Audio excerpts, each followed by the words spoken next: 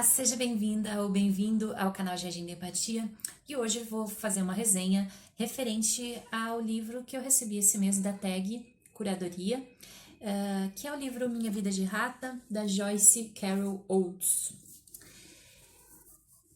Na verdade, vou tentar falar um pouco das minhas impressões, porque eu até já faz alguns dias que eu terminei, mas eu não sei exatamente dizer se eu gostei ou se eu não gostei. E eu acho isso incrível, né? Porque não necessariamente depois da gente terminar uma obra, ela precisa encerrar dentro de você os processos de reflexão. E às vezes um livro vai muito além do gostar ou não gostar, me parece. E esse aqui é um livro que eu não sei se eu gosto ou se eu não gosto. Ainda tá sendo digerido. E não tem prazo para terminar. Enfim, mas eu quero compartilhar algumas coisas então sobre esse livro, como eu fiz o unboxing, acho que é bacana dar esse retorno também de falar sobre a minha experiência de leitura com ele. É um livro difícil, é um livro pesado. Ele trata da história de uma personagem chamada Violet, que mora nos Estados Unidos, em South Niagara. Ela vem de uma família de descendência irlandesa, uma família bem numerosa, tem vários irmãos. A mãe não tem muita voz, o pai é bem aquela figura patriarcal, assim, que dá as ordens na casa. E ela começa a crescer nesse contexto, ela é a caçula, e tem um crime nessa comunidade, onde um jovem negro é agredido e morto por um grupo de rapazes brancos. E, na verdade, isso não é um spoiler, porque,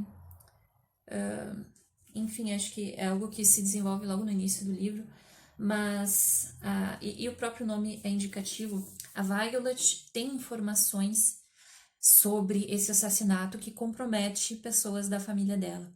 E é por isso que a gente tem esse título, Minha Vida de Rata. Rata aqui no sentido de X9, no sentido de uma traidora que, devido a uma série de circunstâncias, acaba voltando as investigações para a sua própria família, que realmente tinha participação nesse crime, que é visto também dentro desse cenário, dessa comunidade, como um crime relacionado ao racismo.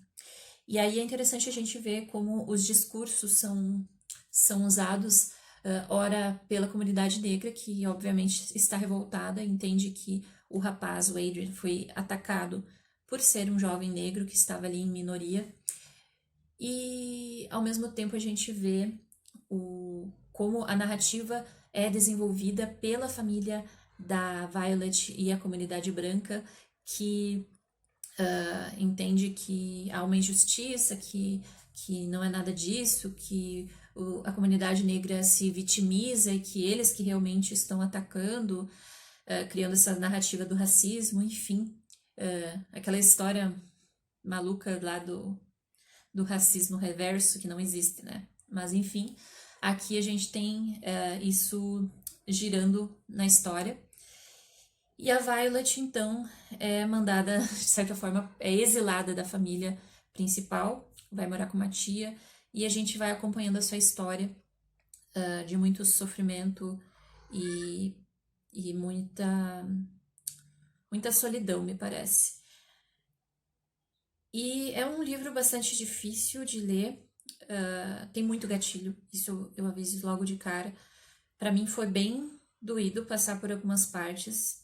A gente tem momentos que envolvem a violência sexual, que envolvem assédio, manipulação, relacionamento abusivo, além das passagens em que a gente vê o racismo escancarado, que também são bem difíceis, mas essencialmente as partes que foram mais difíceis para mim enquanto mulher foram essas outras passagens relacionadas à condição da Violet enquanto mulher, enquanto menina em desenvolvimento. E isso fez com que teve momentos em que eu achava a leitura extremamente envolvente e outros em que, justamente por ser envolvente demais, eu me esquivava da leitura, não queria pegar o livro, porque tava me abalando demais, assim, entrar um pouco na vida da Violet. E, enfim, essa questão de gatilhos, de elementos em um livro que suscitam respostas emocionais bastante difíceis, eu acho que é uma discussão bem complexa. Mas realmente, talvez, se você não está num momento muito legal, ou se você tem questões referentes a esses temas que não estão bem desenvolvidas, enfim, precisam ainda de um olhar cuidadoso, de uma terapia, talvez não seja um livro indicado para você nesse momento. Mas eu também acho que, por um lado, esse tipo de livro também pode trazer reflexões interessantes para vítimas, mas eu acho que tudo depende do momento em que você está, né? Então, acho que é interessante ter esse cuidado. Fazendo um comparativo, por exemplo, no livro do mês anterior, que era o Tudo de Bom Vai Acontecer, da Cefiata, a gente até tem situações do machismo, tem situação de violência sexual que também é bem impactante, mas naquele livro não se arrastava de forma tão extensa, eu acho, na experiência da leitura como em Minha Vida de Rata. Aqui a gente tem capítulos bem longos que vão realmente destrinchando isso.